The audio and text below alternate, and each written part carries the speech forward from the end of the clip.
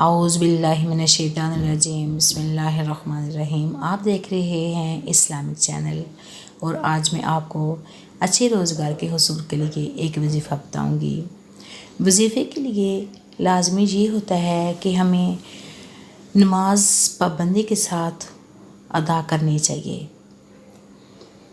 اور قرآن پاک بابرکت اور عظمتوں والی کتاب ہے۔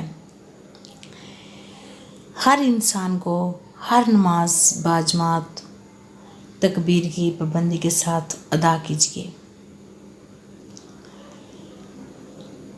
اور نماز کے بعد 3 بار سورہ فاتحہ اور 3 بار آیت الکرسی پڑھ کر دعا کریں۔